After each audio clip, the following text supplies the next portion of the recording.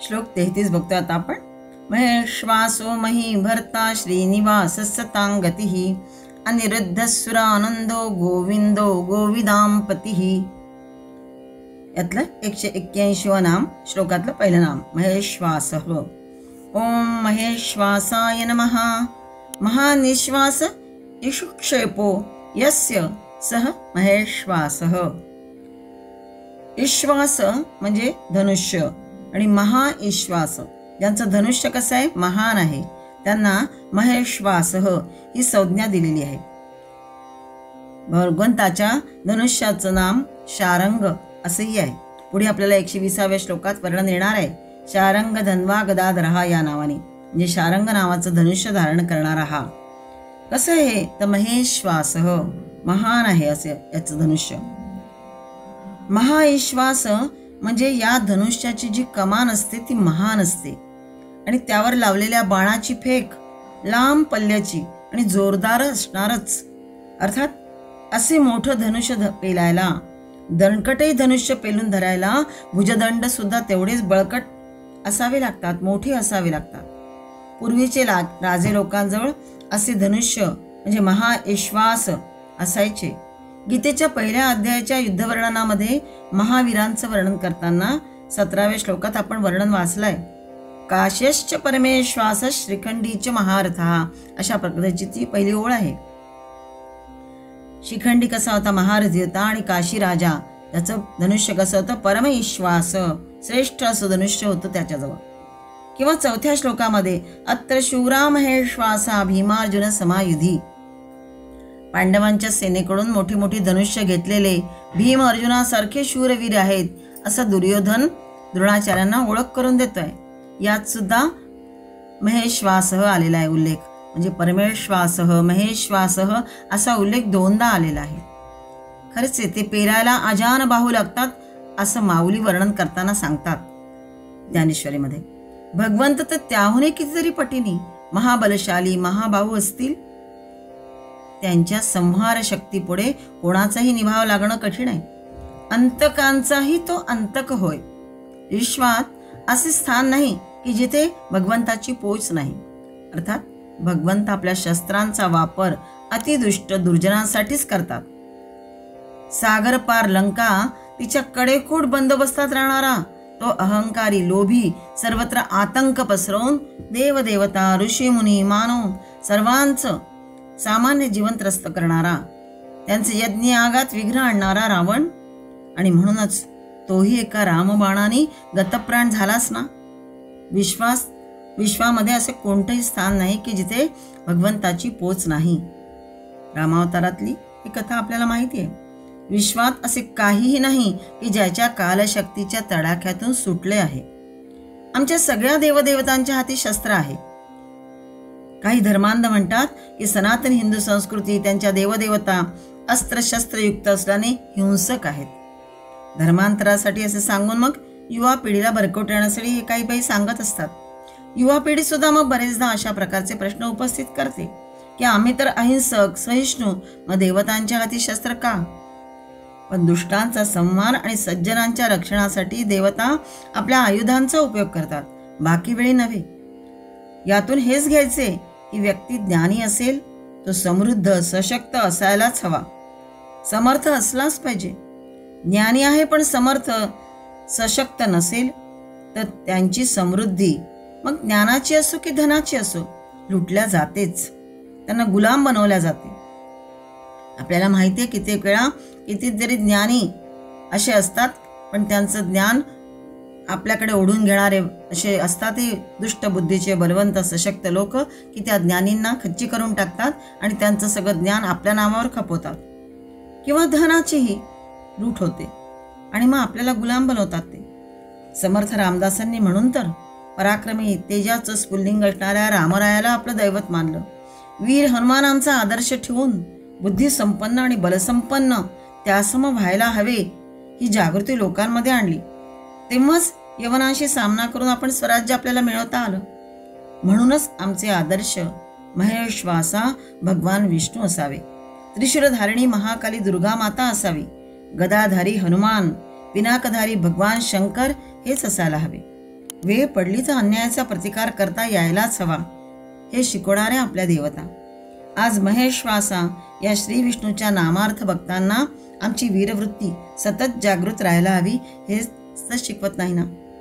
मागच्या 173 नामापासून आपण बघतोय की महाबुद्धी, महावीर्य, महादिती, महोत्साह होत होत मोठमोठी कार्य पार पडताना मग महाद्रिदृक सुद्धा व्हायला हवं.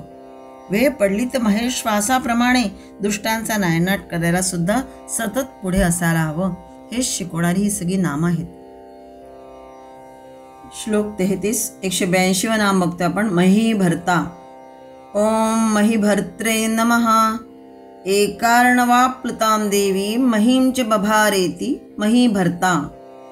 प्रलय काळी एकार्ण म्हणजे जलामध्ये बुडालेल्या, प्लुताम पृथ्वीला, देवी मही म्हटलं म्हणजे पृथ्वीला ज्यांनी धारण केले होते. बभारेती याचा अर्थ आहे ज्यांनी धारण केले होते आणि वर उचलले होते असा तो महीभर्ता या नावाने प्रसिद्ध आहे. मही हा स्त्रीलिंगी शब्द आहे आणि त्याचा अर्थ आहे पृथ्वी, धरणी आणि तिचा तो भर्ता. भर्ता म्हणजे पती, स्वामी, रक्षक या अर्थानेही महीभर्ता.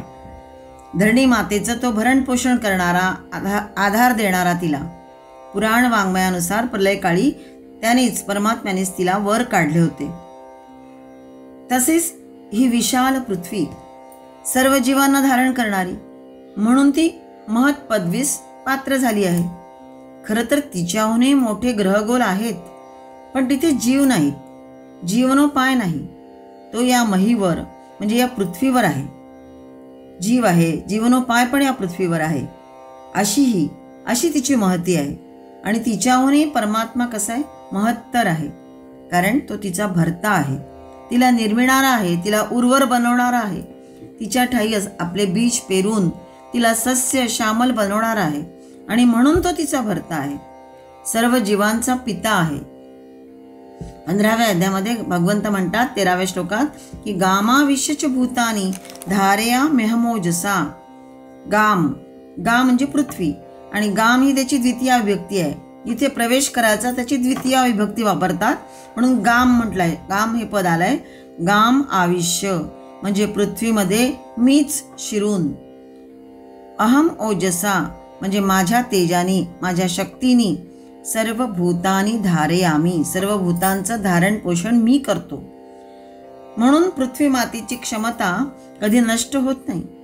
पृथ्वी कधी सुकून जात नाही, पृथ्वी कधी वृद्ध होत नाही. आपण एरवी बघतो की सस्तन प्राणी आहेत किंवा माता वगैरे बालकाला दूध देतात, दूध त्यांच्यात तयार होतं पण त्याला एक प्रकारची मर्यादा असते, काही काळपर्यंतच ते असतं. पशु गवत खातील तर उत्तम प्रकारचं दूध त्यांना येतं आणि मग आपल्या वासरांचं, बछड्यांचं ते भरणपोषण करतात. माता उत्तम आहार घेईल तर ती बालकाला दूध देते. हे सगळं पृथ्वीवरच उगवतं. अन्यथा मातेने जर दूध दिलं नाही, त्या पद्धतीचा आहार नसेल तिचा, तर मग बालक कसं होतं, कुपोषित होत जातं. पण पृथ्वी माता कशी आपली इतकं धान्य धुन्य पिकवते पण कधी सुकत नाही. माता किंवा पशु यांच्या या दुग्ध निर्मितीला काही काळानंतर मर्यादा येतात, संपुष्टात येतं. पण पृथ्वी माता इतकं धान्यधुन्य पिकवते पण कधी ती सुकत नाही. ऋतुकालानुसार केवळ पाणी मिळताच पुन्हा फळते, फुलते, हिरवीगार होते. वर्षोनवर्ष सर्वांचं भरणपोषण तीच करते.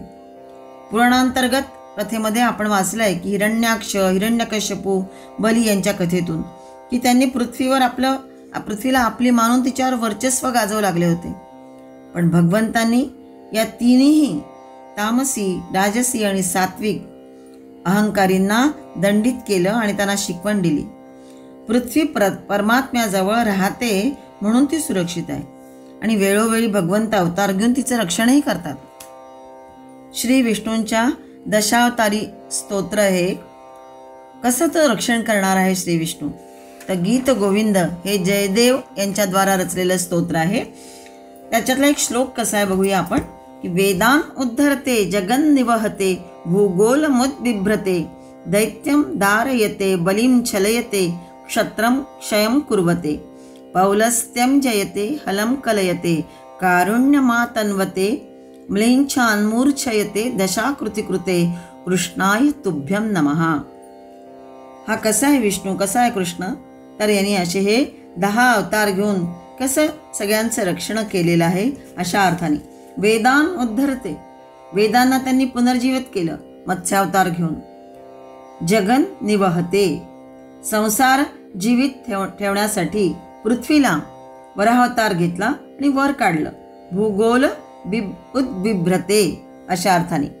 हिरण्यकश्यपूला नृसिंहावतारात घेऊन जगन निवहते याचा आणखीन एक अर्थ असा आहे की कुर्मावतार ज्यावेळेस घेतला तेव्हा मंदराचलाला त्यांनी आधार दिला होता. समुद्र मंथनाच्या वेळी मंदराचल पर्वताला तिथे राहून त्यांनी आधार दिला होता, म्हणजे कुर्मावतार हा त्याचा आहे. मत्स्यावतार वेदांचा उद्धार करताना आणि मंदराचलाला आधार देताना सक्षम बनवलं, त्यावेळेस कुर्मावतार घेतला होता.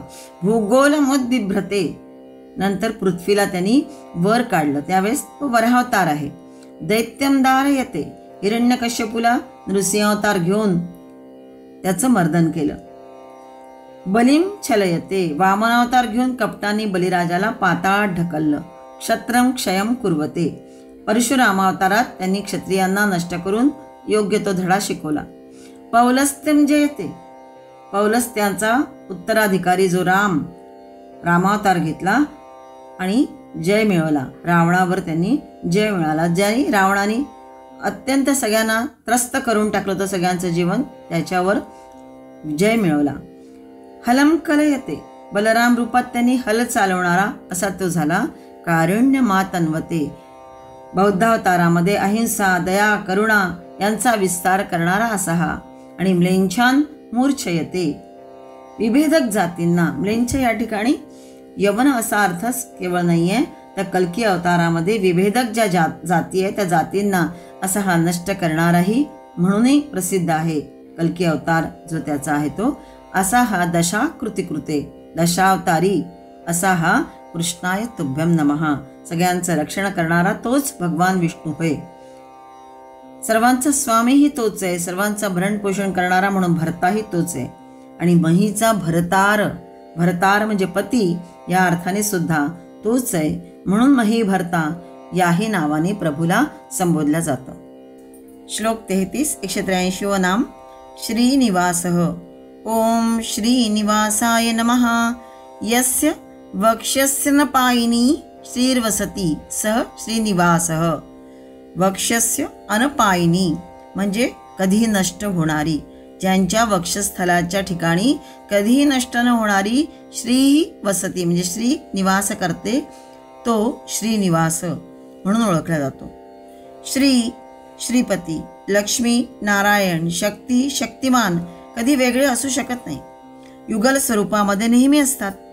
लक्ष्मी विष्णूचे जीवन एक समर्पित आदर्श जीवन मानलं जातं आणि म्हणून नवदाम्पत्याला नेहमी लक्ष्मीनारायणाचा जोडा म्हणून नेहमी संबोधलं जातं. त्यांची पूजनही त्याच पद्धतीने केलं जातं. लक्ष्मीनारायणाचा जोडा समजून लक्ष्मी चरणसेवा करताना नेहमी आपल्याला दिसते भगवंताची चरणसेवा करताना, परंतु भगवंतांनी तिला आपल्या हृदयात स्थान दिलं आहे. श्रीचे म्हणजे लक्ष्मीचे ते अक्षय्य आश्रयस्थान होय. या ठिकाणी श्री शब्दामध्ये सर्व ऐश्वर्य आणि शक्ती, धर्माला अनुसरून केलेले सर्व सृजन कार्य, त्याकरता लागणारी शक्ती आणि पात्रता या सर्वांचा अंतर्भाव या श्रीमध्ये आहे. खरं तर लक्ष्मी कधी एकाच स्थानी स्थिर राहत नाही. सर्व इतिहासामध्ये आपल्याला दिसतं की मोठमोठे साधू संतही वेळ प्रसंगी पूर्णतेच्या बाबतीत तडजोड करतात, परंतु श्रीनारायणाचे प्रशांत अंतःकरण हे एकच स्थान असं आहे की ज्या ठिकाणी अपूर्णतेचा थोडाही उपसर्ग होऊ शकत नाही आणि म्हणून लक्ष्मीचे तेथे सतत वास्तव्य असते. त्याकरता लक्ष्मी श्री महाविष्णूजवळ आहे, म्हणून श्रीनिवास या नामाने प्रभूला संबोधलं जातं. श्लोक 33 184 नाम बघता आपण. सतां गतिः. ओम सतां गतये नमः. सतां वैदिकानां साधूनां पुरुषार्थ साधन हेतु सताम गतिही, असं आदि शंकराचार्यांनी भाष्य करताना म्हटलंय की सत्पुरुषांचे आश्रयस्थान म्हणून सताम गती हे नाम एक प्रभूचं आहे. सत्पुरुष आणि परमार्थ साधकांचे जे ध्येय असतं ते काय असतं? त्यांचं गंतव्य एकच असतं की ते परमतत्व त्यांना प्राप्त करायचं असतं. गीतेत यालाच परागती असेही म्हणतात. गती या शब्दाने केवळ ध्येयाचाच निर्देश अपेक्षित नाही आहे, तर प्रत्यक्ष ध्येयाकडील वाटचाल आणि दिशा यांचाही या शब्दामध्ये अंतर्भाव केलेला आहे. त्या दिशेने वाटचाल ती गती अशा अर्थाने. श्री नारायण हाच साधकांकरता प्रत्यक्ष दिशा, मार्ग, प्रगती आणि ध्येय आहे. जीवही जीवन संपवून जिथे जातो त्या लोकाला गतीच म्हणतात. तो जो लोक आहे त्याला गती म्हणतात. जीव जेव्हा जीवन संपून जातो त्या लोकाला गती म्हणतात. अर्थात ही गती सर्वांची समान असणार नाही. समान सर्वांची राखच होणार, पण गती ती तर यथाक्रम यथाश्रुत होणारच आहे. पण अंते मतीही सा गतीही असाही नियम आहे. गीतेच्या 8व्या अध्यायात आपण भगवंत म्हणतातच की माम अनुस्मर युध्यच. 8व्या अध्यायात 5व्या श्लोकात म्हटलंच की अंतकालेच मामेव स्मरण मुक्त्वा कलेवरम य प्रयाति समद्भावै याति नास्त्यत्र संशयः. आणि म्हणून यय्यं वापि स्मरण भावं त्यजत्यन्ते कलेवरम तंतमे वैति कौंतेय सदा तद्भाव भावितः. जो जशी स्मरण करेल त्याप्रमाणे त्याची गती मिळते. पण म्हणून तस्मात् सर्वेषु कालेषु माम अनुस्मर युध्यच. माझं अनुसरण कर, माझं स्मरण कर आणि मग कुठल्याही गोष्टीला तू सामोरे जा. मय्यर्पित मनोबुद्धीर मामे वैश्यस्य संशयम. मग निसंशयपणे तुला माझ्यापर्यंत येता येईल. तीच गती तुला आपोआपच मिळेल यात संशय नाही. युद्ध म्हटलंय म्हणजे आलेल्या प्रत्येक प्रसंगाला, संघर्षाला सामोरे जात जात माझं स्मरण मात्र कर. तुझी परागतीकडे वाटचाल मग त्यामुळे राहीलच. परमगती, परागती याकडे वाटचाल राहील. कारण सामान्यतः जीव कसा असतो, वासनाधीन असला तर मग त्याच्या ठाई विचार, संकल्प त्याच्या आवडीप्रमाणे अनंत आहेत. पण संकल्प जर दृढ केला आणि सद्विचारांचा उदय जर झाला असेल तर मात्र सद्गतीकडेच मार्गक्रमणा ही होणारच. संत सज्जनांच्या आवडी, त्यांच्या श्रद्धा, त्यांचे विचार, त्यांचे जीवने यांची जी काही परिणती होते ती सगळी सताम गती अशीच असते. सर्व संतांचा जीवन प्रवाह शेवटी जिथे एकवटतात त्याला एकार्णव असं म्हटलं जातं. म्हणजेच तो परमेश्वर होय. आणि म्हणून त्याला, त्या परमात्म्याला सताम गती असंही म्हटलेलं आहे. साधू संत साधकांचं ध्येय काय, गंतव्यस्थान कोणतं असणार आहे तर तेच असतं भगवान श्रीकृष्ण होय, भगवंत श्री विष्णू होय. आता काही जण असं म्हणतील की जे आपल्या प्रारब्धात आहे त्याप्रमाणेच होणार.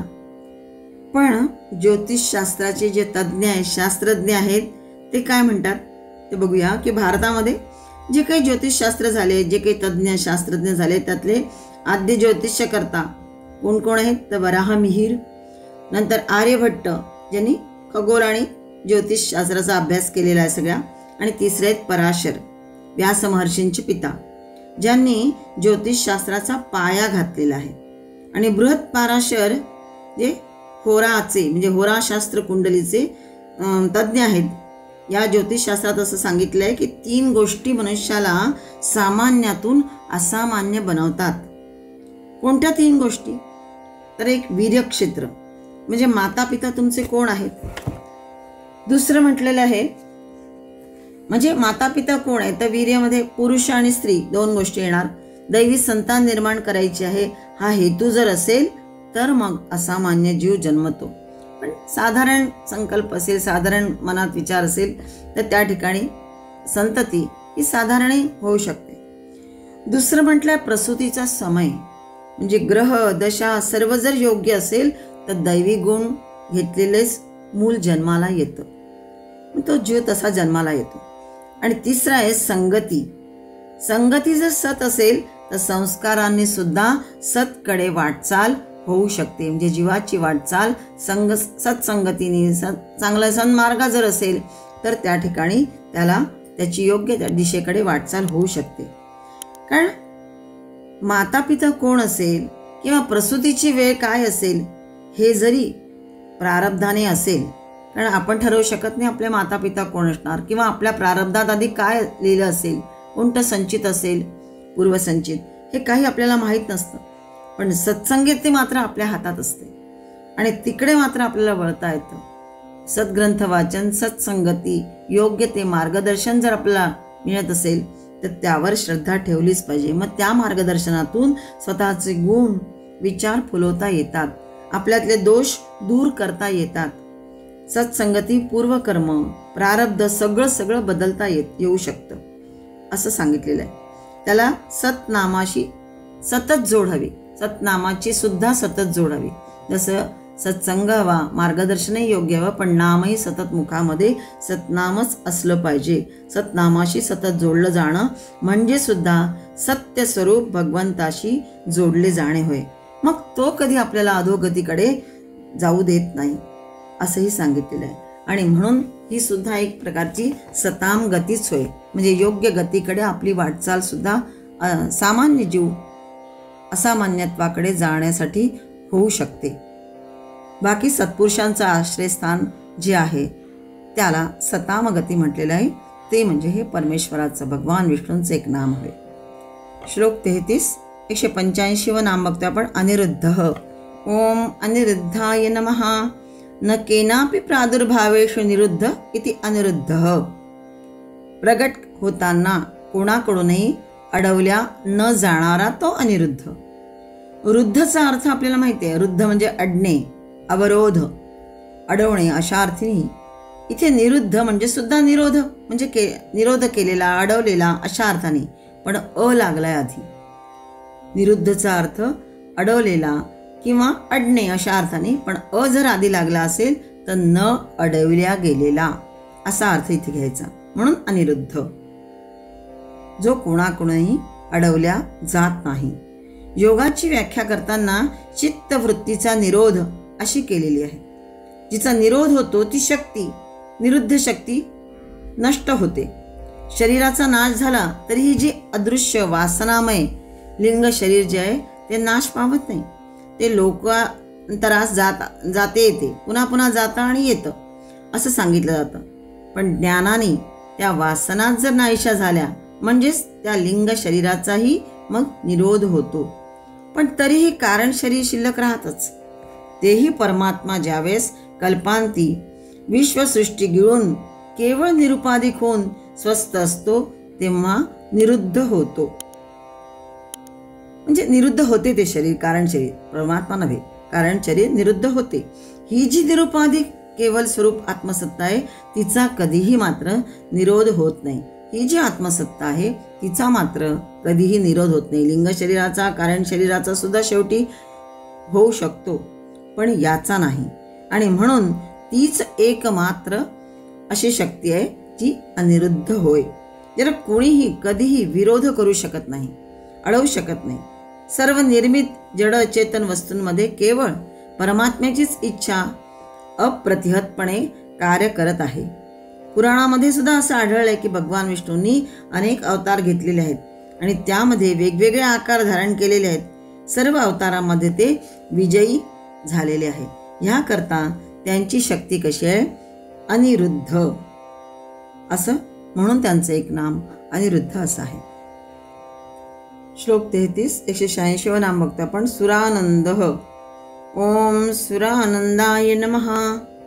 सुरानानंदयति सुरानंदः म्हणजेच सुरांना, सुरान आनंदयती असं संधी येते. सुरानानंदयती मध्ये सुरान आनंदयती, सुरांना म्हणजेच देवांना जो आनंद देतो तो सुरानंद होय. म्हणून त्याचे एक नाम सुरानंद होय.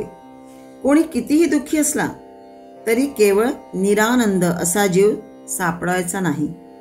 कारण आनंद हाच मूळ त्याचा स्वभाव आहे. त्याची उत्पत्ती, स्थिती आणि गती सगळी आनंदातच होत असते. कितीही दुःखी असो पण त्याच्यामध्ये आनंद हा असतोच कुठेतरी, कारण त्याचा मूळ स्वभाव जो आहे जीवाचा तो आनंदी आहे. पण हा आनंद सर्वांचा समान असत नाही. पशूंचा आनंद आणि मानवांचा आनंद एक नाही. तसा मानवांचा आनंद आणि देवांचाही आनंद एक नाही. पशूंचा आनंद कसा आहे? पाशोपिंड पोषणपर असतो पशूंचा. तर मानव आनंद हा इंद्रिय तोषणपर असतो. इंद्रियांचं तोषण झालं की मग तो सुखी आनंदी असा तेवढा पुरता आनंद असतो. आणि देवांचा आनंद हा दैव आनंद असं म्हटला जातो, जो आत्मप्रसादपर असतो. गीतेच्या 5व्या अध्यायामध्ये 24व्या श्लोकात आलेलंच आपल्याला की योगोंत सुखोंतरा रामस्तथांतरच्योतिरेव्या स योगी ब्रह्मनिर्वाणम ब्रह्मभूतोधिगच्छति. आणि असा जो असतो तो सुर असतो. म्हणजे काय? तर सच्चिदानंद घन परब्रह्म परमात्म्यासह ऐक्य भावाला प्राप्त झालेला जो सांख्ययोगी, सांख्ययोग्याचं वर्णन करताना आलेलं तिथे की सच्चिदानंद घन परब्रह्म परमात्म्यासह ऐक्य भावाला प्राप्त झालेला हा जो सांख्ययोगी आहे, ज्ञानीयोगी आहे, हा शांत ब्रह्माला प्राप्त होतो. सांख्ययोगी म्हणजे ज्ञानीयोगी जो आहे हा शांत ब्रह्माला प्राप्त होतो. तो सुरानंदच होय असंही म्हटलेलं आहे. म्हणजेच आत्म्यातच रमणारा, सुखोंतरा रामः, आत्म्यातच रमणारा, अंतःसुख असं म्हटलेलं आहे. म्हणजे अंतरात्म्यामध्ये रमणारा, अंतरात्म्यातच सुख मानणारा, आत्म्यातच ज्ञान मिळवलेला, अंतर्ज्योतिही असा असणारा, म्हणजे आत्म्यातच ज्याने ज्ञान मिळवलेलं आहे असा तो, त्याचा आनंद कसा आहे? निर्वाणपर, स्वास्थ्यरूप, आणि तोच सुरानंद होय असंही म्हटलं जातं. परमात्माच जीवाचा काय आहे? परमानंद होय. आणि तो दैवी गुणांची उपासना करणाऱ्या देवांना प्राप्त होत असतो. हा जो परमानंद आहे हा जे दैवी गुणांची उपासना करतात अशा देवांना तो प्राप्त होतो. नदीमुखे नैव समुद्रम आविशेत या न्यायाने दैवी गुणोपासनेच्या द्वारे साधक आणि समाज या सुखसागरामध्ये प्रविष्ट होतात. व्यक्तीची साधना आणि समाजाचे शासन, नवे नवे अनुशासन दैवी गुणांच्या आधारे व्हायला पाहिजे. आणि मग त्यायोगेच आनंदही मिळतो आणि परमानंदाचीही प्राप्ती होते. आध्यात्मिक सुख हेच परमात्म्याचे स्वरूप होय. आणि म्हणून तो म्हणायचा सुरानंद. इथे सुरानंद, इथे दैवी गुण असणारेही हाही अर्थ आहे आणि देवांना आनंद देणारा असाही अर्थ आहे. म्हणून सुरानंद हे एक नाम भगवंताचे आहे. श्लोक 33 187 नाम गोविंद. ओम गोविंदाय नमः.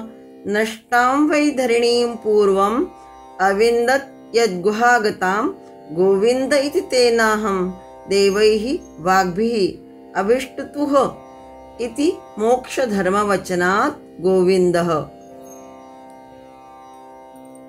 प्रभू म्हणतात की पूर्वकाली नष्ट झालेल्या, पाताळात नाहीशा झालेल्या पृथ्वीला, नष्टां वै धरणीं पूर्वम म्हटलंय, म्हणजेच पूर्वकाली नष्ट झालेल्या म्हणजेच पाताळात नाहीशा झालेल्या पृथ्वीला मिळवणारा तो गोविंद. म्हणून देवतांनी आपल्या वाणीनी, देवैही वाग्भिही, वाग्भिही म्हणजे आपल्या वाणीनी, देवतांनी आपल्या वाणीनी मला गोविंद म्हणून माझी स्तुती केली आहे. अभिष्टुतः म्हणजे माझी स्तुती केलेली आहे. या मोक्ष धर्म वचनात, मोक्ष गोविंद इति नामना प्रसिद्धा, या मोक्ष धर्म वचनानुसार भगवान गोविंद नामानी प्रसिद्ध आहेत किंवा संबोधल्या जातात. गोचा अर्थ आहे गो आणि विंद. गोविंद म्हणजे दोन पद आहे आणि गो या पदाचे विविध अर्थ आहेत. बघूया आपण कोणते कोणते आहेत. ते गो म्हणजे गाय, गो म्हणजे इंद्रिय. आता इतकेच अर्थ आपल्याला फक्त माहिती आहेत, पण आपल्यातील काहींना हे माहितीही असतील आणखीन जास्तीचे अर्थ. ते बघूया आपण की गो या पदाचे एकूण 16 अर्थ आहेत. गो म्हणजे गाय, गो म्हणजे रश्मी, गौ, सरस्वती, धरती, डोळा, आकाश, वाणी, घोडा, माता, किरण, दिशा, चंद्रमा, शब्द, इंद्रिय, वज्र असे बरेच अर्थ सांगितलेले आहेत. अजूनही काही अर्थ आहेत अंशिक रूपामध्ये, त्या संदर्भानुसार आलेले. गो शब्दाच्या अर्थाशी ते जुळतात. पण मुख्य अर्थ कोणते आहेत? तर पृथ्वी, गोचा मुख्य अर्थ आहे पृथ्वी, मग आहे गाय, वाणी आणि वेद, असे 4 अर्थ मुख्य आहेत. आणि यात विंद पद आलेलं आहे दुसरं. विंद म्हणजे मिळवणे किंवा जाणणे. विद विंदती म्हणजे जाणणे हाही अर्थ आहे, आणि विद विंदते म्हणजे मिळवणे हा पण अर्थ आहे या पदाचा. गवाम विंदती इति गोविंद. गवाम म्हणजे गायींना जो एकत्र आणतो, मिळवतो म्हणजे एकत्र आणतो, त्यांचं रक्षण करतो, म्हणून गोविंद हे एक त्याचं नाम आहे. युगे युगे प्रनिष्ठाम गाम विष्णू तत्वतः विंदते. म्हणजे गो म्हणजे पृथ्वी, युगायुगामध्ये पृथ्वी नष्ट होण्याची जेव्हा वेळ येते तेव्हा भगवान अवतार रूपात येऊन तिचं रक्षण करतात पृथ्वीचं, आणि तिला मुक्त करतात. तिसरा अर्थ जो बघितला आपण वाणी. गो म्हणजे वाणी. आत्मा हा इंद्रियांचा, वाणीचा, मनाचा शास्ता आहे, आणि तो इंद्रियांना, वाणीला, मनोवृत्तींना गोळा करून स्वायत्त करतो. त्याच्या स्फुरणा वाचून केव्हाही शब्द स्फुरत नाही किंवा शब्द स्फुरण पाहू शकत नाही, आणि म्हणून तो गोविंद. सर्वोत्कृष्ट वाणी केवळ त्याच्याचमुळे अस्तित्वात आली आहे. वेदांचा जो मुख्य विषयी आहे तो श्री विष्णू हाच मुख्य विषय आहे वेदांचा. गोभिही वाणीभिही वेद वेदांत वाक्यभिही म्हणजे वेदवाणीद्वाराच ज्या श्री विष्णूला जाणल्या जाऊ शकते तो गोविंद. भक्त सुद्धा आर्ततेने आवाज देतात, प्रणतक्लेशनाशाय गोविंदाय नमो नमः. हे भगवंता, माझं मन भरकटतंय, आटोक्यात येत नाहीये, तुम्हीच मला आता आवरा, या अर्थाने. गवाम विंदती गोविंद किंवा गावह मन प्रधानानी म्हणजे गावह म्हणजे इंद्रिय, मन हे सगळे जे प्रमुख आहेत, अशा सगळ्या इंद्रियांना आवरणाऱ्या मनाचा जो प्रेरक स्वामी आहे तो कोण? गोविंद. एक गोरस म्हणजे गो शब्दाचे विविध अर्थ असणारा एक श्लोक आहे. फार सुंदर आहे श्लोक तो, आणि त्याच्यामध्ये विविध अर्थ आहे, पण पद एकच. कसं आहे ते बघूया आपण तो श्लोक. विना गोरसम कोरसो भोजनानाम, विना गोरसम कोरसो भूपतीनाम, विना गोरसम कोरसः कामिनीनाम, विना गोरसम कोरसः पंडितानाम. पहिली ओळ काय आहे? विना गोरसम कहरसः भोजनानाम. कोचा अर्थ प्रत्येक ठिकाणी को म्हणजे कह अशा अर्थाने, म्हणजे कसा, कुठे, कोण अशा अर्थाने. ज्या भोजनामध्ये गोरस म्हणजे गाईचं दूध नाही, पहिला अर्थ घेतलाय गोरसचा गाईचं दूध, गाईचं दूध नाही, त्या भोजनाचा आनंद काय? कह भोजनानाम आनंद म्हणजे त्या आनंद शब्द प्रत्येक ठिकाणी कंसात आहे. त्या भोजनाचा आनंद काय? विना गोरसम कहरसः भूपतीनाम म्हणजेच भूपती म्हणजे राजा, ज्या राजाजवळ गोरस म्हणजे भूमी नाही. गोचा अर्थ मगाशी बघितला आपण पृथ्वी, म्हणजे ज्या राजाजवळ पृथ्वी किंवा भूमी नाही, पृथ्वीरूपी संपत्ती नाही, त्या राजाला राज्यामध्ये काय आनंद ते नसेल तर त्या राज्यात राजाला आनंद मिळणार नाही. विना गोरसम कोरसः कामिनी नाम. कामिनी म्हणजे स्त्रीच्या जीवनामध्ये, गोरसम म्हणजे प्रेम, प्रेम जर नसेल तर कहरसह तिला काय आनंद मिळणार आहे? त्या स्त्रीला तिच्या जीवनात जर प्रेमच नसेल तर तिला कुठे आनंद मिळेल त्या संसारात, त्या जीवनामध्ये. आणि शेवटची ओळ आहे विना गोरसम कोरसः पंडितानाम म्हणजेच ज्या विद्वानांजवळ वाक्चातुर्य नाही. विनाचा प्रत्येक ठिकाणी अर्थ काय? शिवाय अशा अर्थाने विना गोरसम म्हणजे ज्याच्याजवळ वाक्चातुर्य नाही, ज्याच्याशिवाय वाक्चातुर्याशिवाय जो आहे पंडित किंवा वाणीची विद्वत्ता नाही, सत्यरूप वाणी ज्याच्याजवळ नाही, त्याला वादविवादामध्ये कोणता रसानंद मिळेल? वादविवाद करताना त्याला आनंद मिळणार नाही. त्याच्याजवळ वाक्चातुर्य असेल तरच त्याला आनंद मिळेल. दुसऱ्यालाही बरोबर पराजित करू शकतो किंवा दुसऱ्याने मांडलेल्या वादप्रतिवादामध्ये आपण स्वतः तो जिंकूही शकतो. अशा अर्थाने प्रत्येक ठिकाणी विना सुरुवातीला आलंय, आणि गोरसम याचा अर्थ प्रत्येक ठिकाणी वेगवेगळा आहे. भोजनानाम, भूपतीनाम, कामिनीनाम आणि पंडितानाम या सगळ्यांसाठी असलेला तो अर्थ वेगवेगळ्या विविध छटा असणार आहे, पण वेगळे अर्थ प्रत्येक ठिकाणी आपल्याला दिसतात आहे. छटा नाही, विविध अर्थच त्यामध्ये वेगवेगळे आहेत. सुंदर श्लोक एक आहे. सुभाषितकाराच्या बुद्धीची कमाल आहे की एका गोरस शब्दावर हा श्लेषालंकाराचा प्रयोग करून त्यांनी हे काव्य रचलं आहे. आमची संस्कृती आणि संस्कृत भाषा किती समृद्ध आहे हे लक्षात येतं, ज्याच्या अभ्यासाने बुद्धी प्रखर होते. श्री विष्णूंचं गोविंद नाम जे लोकप्रिय असेच आणि अर्थपूर्ण आहे. गोविंदाय नमो नमः. श्लोक 33 त्यातलं शेवटचं नाम आणि क्रमाप्रमाणे 188 नाम. गोविदांपतीः. ओम गोविदांपते नमः. गौरेशा तु यतो वाणी तां च विन्दयते भवान् गोविन्दस्तु ततो देवमुनिभिः कथ्यते भवान्. गौरवाणी तां विन्दतीति गोविदः तेषां पतिः विशेषेणेति गोविदांपतीः. म्हणजेच गौः एषा म्हणजे गूढवाणी, यतो वाणी तांच विन्दयते, गूढवाणी त्याला जो प्राप्त करून देतो, जो प्राप्त करून देतो त्याला गोविंद असं म्हणतात. मागचं नाव आपण बघितलं गोविंद, आणि देव मुनिवी असे सगळे त्याला गोविंद या नामाने ओळखतात. कोणाला? भगवंताला. आणि गौरवाणी ताम विंदती इति गोविदः. आणि अशी ही गूढवाणी जाणणाऱ्याला गोविद असं म्हणतात.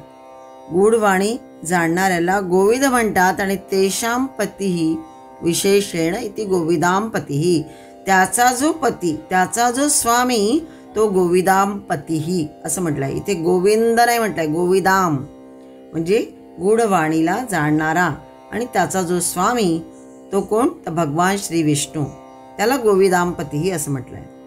श्लोकामध्ये शब्द 2 दिसतात पण एकच नाम आहे ते एकत्र.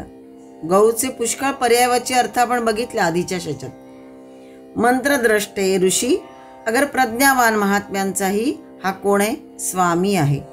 सर्व गोविद म्हणजे अध्यात्मवेत्ते त्याचे आज्ञाधारक आहेत. जे जे गूढवाणीला जाणतात हे सगळे या गोविंदाचे म्हणजे या गोविदापतीचे आज्ञाधारक आहेत. परमेश्वराचा मला आदेश झाला असं म्हणून जे काय कार्य करायचं असतं ते करतात. आणि हे सगळे कसे असतात? प्रज्ञावान, मंत्रद्रष्टे किंवा महात्मे असतात. त्यांच्या लोकविलक्षण कृतीचं जगाला खरं तर कोडं पडतं की यांना कसं काय कळलं हे सगळं. पण ते गोविद केवळ परमेश्वरी आदेशाप्रमाणे चालत असतात. आणि या गोविंदांना कोणी संत, कोणी पैगंबर, कोणी मसीहा असेही म्हणतात. परंतु गोविंद म्हणजे गोविदांना, हे गूढवाणी जाणणाऱ्यांना कोणी संत म्हणतात, कोणी पैगंबर म्हणतात, कोणी मसीहा म्हणतात. परंतु ते सगळे कसे असतात? पवित्र अंतःकरणातून येणाऱ्या त्या अशब्द वाणीचे श्रोते, मनते, बोधे, विज्ञाते आणि करते असतात. या वेदवाणीचे, या परमेश्वरी आदेशांचं वर्णन वेदांनी सोमः पवित्रम अत्येति रेभन असं केलंय. म्हणजे तो जो सोम आहे तो ईश्वरी आदेश पवित्र अंतःकरणातून जणू गरजत असतो, दरडवत असतो. तो आदेश असा नसतो की त्याची कोणी अवज्ञा करू शकेल. जो आतून आलेला आवाज असतो तो पवित्र अंतःकरणातून जणू आतून आलेला आवाज हा जणू त्याला दरडवत असतो. त्या महात्म्यांना, त्या अध्यात्मवेत्यांना, त्या बोध्यांना, त्या विज्ञात्यांना. आणि मग ते त्याप्रमाणे कार्य करतात. श्रोत्याला तो सर्वात्मना पाळावा लागतो. श्रोते म्हणजे हे सगळे जे आहेत ते यांना श्रोते म्हटलेले आहेत, अध्यात्मवेत्ते. तो जो संदेश आहे तो संदेश म्हणजे निरोप, आणि तो संदेष्टाच्या द्वारा त्यांना मिळत असतो. जो संदेष्टा असतो तो हा सगळा निरोप, हा सगळा संदेश या लोकांना देत असतो. म्हणून जे गूढवाणी जाणतात ते गोविद, आणि त्यांचा जो स्वामी तो गोविदांपतीः असं म्हटलंय. आता हा आदेश कोणा मध्यस्थांच्या द्वारा त्यांना मिळत नाही. तो सरळ सरळ आतून येणारा जो आवाज असतो तो सरळ सरळ त्यांना मिळतो. आणि अशी ही अशरीरिणी वाणी अनुगृहीत जे सत्पुरुष असतात, साक्षात्कारी असतात, त्यांनाच ते प्राप्त झालेली असते. इतिहासामध्ये असे अनेक आढळतात. अगदी थेट अनादिकालापासून तर आज तागायत असे जे पुरुष असतात त्यांना ही अशरीरिणी वाणी आतून मिळत असते ते अनुगृहीत असतात, म्हणूनच त्यांना हे सगळं आतून संदेश मिळत असतो आणि त्याप्रमाणे ते कार्य करत असतात. ते स्वतः काहीही न करता आतून तशी त्यांना प्रेरणा मिळते आणि त्याप्रमाणे त्यांच्या हातून मोठमोठी महत् कार्य घडतात. कोणाकडून? तर या गोविदांपतीकडून. असा हा गोविद म्हणजे गूढवाणी जाणणारे जे गोविद, त्यांचा जो स्वामी, त्याचं एक नाम हे गोविदांपती बघितलं आपण.